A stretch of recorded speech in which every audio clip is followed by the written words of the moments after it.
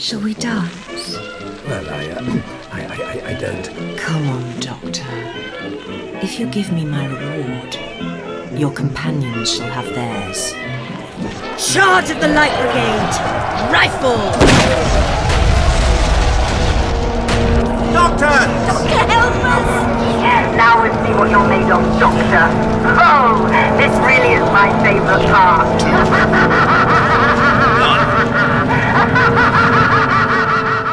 Hi everyone, TARDIS Guy 123 here, and today I'm going to be doing another Lost Stories review, this time looking at Queen of Time.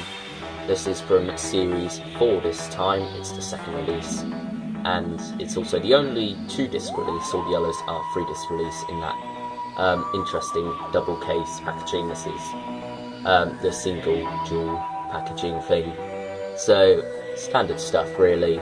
And here you have Doctor Who logo, Fraser Hines and Wendy Pabrik. Now this is quite interesting that they chose this logo instead of the 50th logo, given that this is in 2013, this was released in 2013, you've got the 50 years down there and whatnot, so that's an odd choice. And there are a lot of odd choices on this packaging, such as the lack of found at last bit here that's on all of the other ones, and you know, it's just a bit odd really. And also the Big Finish logo down there is it's the one with the box around it rather than just the black writing of Big Finish.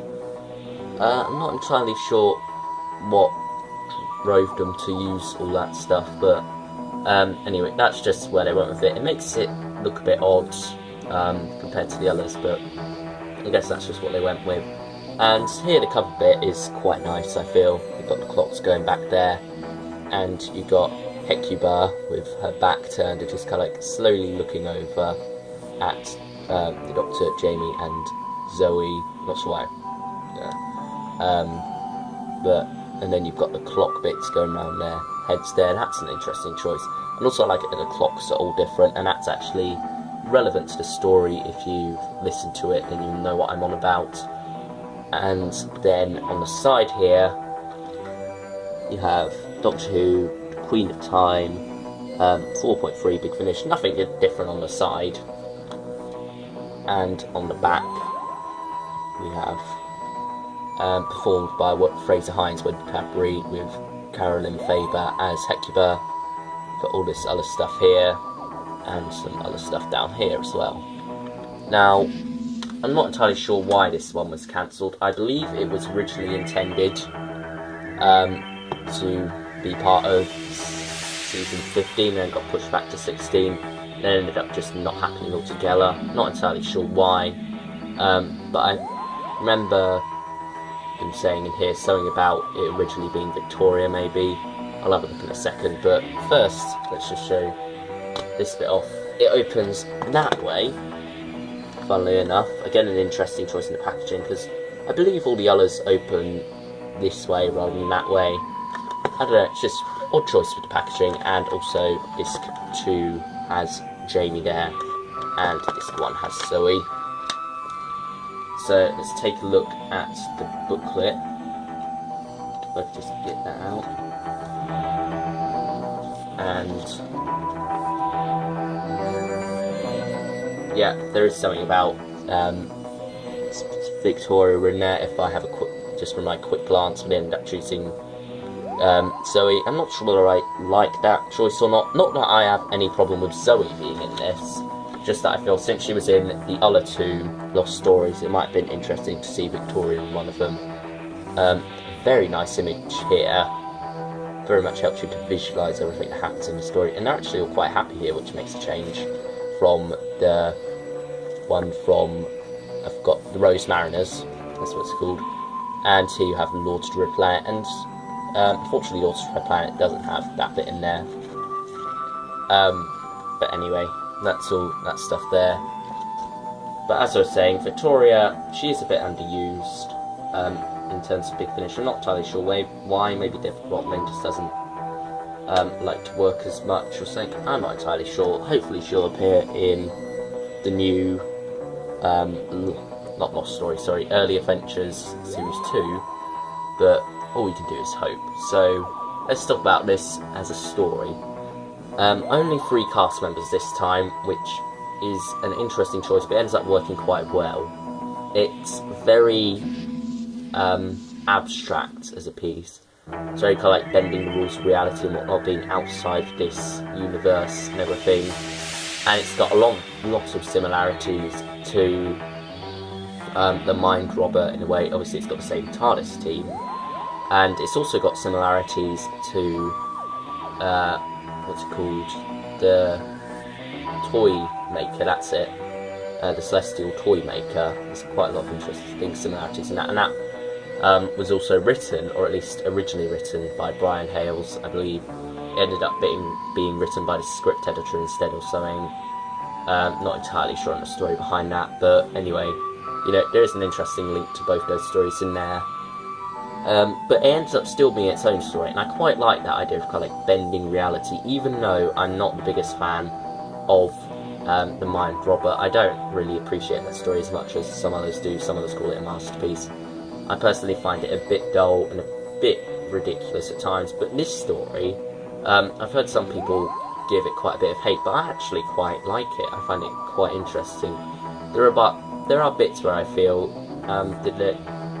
was that originally intended for TV, because it does look very difficult to achieve, but it's adapted for audio, so they're going to take some liberties with some things. And here, narration didn't bother me as much at all. Maybe it's just because I'm used to it now.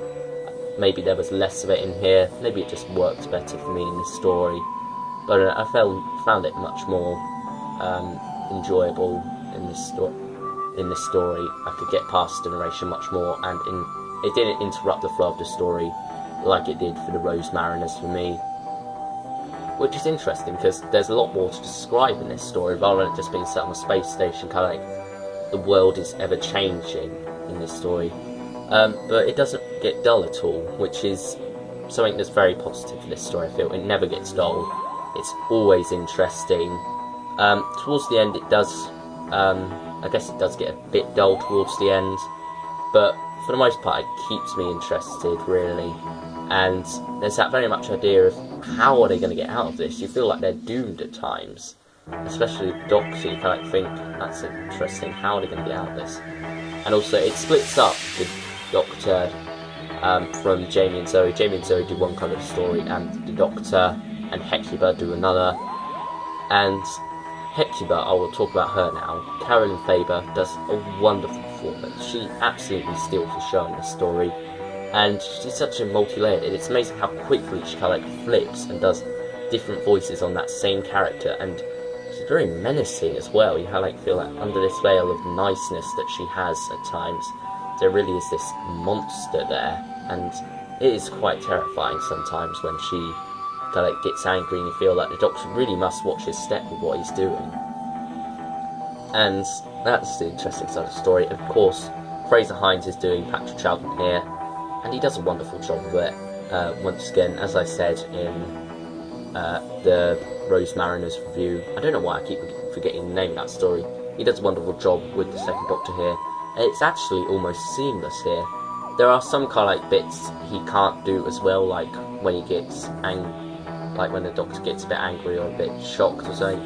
But for the most part, he does Patrick Troughton very well, and it's seamless when he's kind of like doing that brooding kind of look that the Doctor has, that kind of like thinking, pondering voice that Patrick Troughton does. He does that very well, and to be honest, really is the closest you'll ever get to having Patrick Troughton back.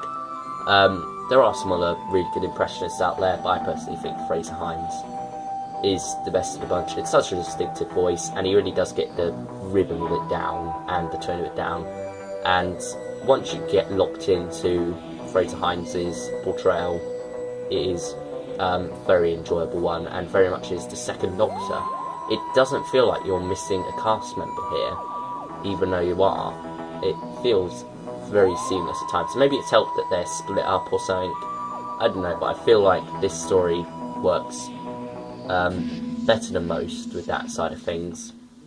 And overall, it's a very enjoyable story, I feel. It does have its flaws. I do feel like they could have spent more time on some puzzles, maybe more time explaining some of the puzzles, because it's very much kind of like going through puzzles involving time and whatnot, all involving clocks. There is a lot of that going on throughout the story, and I feel like they could have spent more time on them rather than just going straight on to loads of them. But, you know, overall, it's a good story. I feel I will give it a 7.5. I think this is definitely one to pick up, because it's now $12.99, which is a good price for this story, I feel. So overall, The Queen of Time is a good story, and I really do like it. I think if you don't like The Mind Robber as much, you may like this story, like, because I don't like The Mind Robber too much, but I like this story. Depends whether you like the fantasy kind of like side of things or not, the bending reality. If that's your thing, then you will like Queen of Time. If that's not your thing, then I don't know, I suggest skip it until there's another offer. I say that's my advice for this one. So thanks for watching this review everyone, and I will see you all next time with the review of Day of the Daleks, I believe, followed by the final Lost Story review I'll be doing for a while of Lords of the Red Planet. So until then, bye everyone.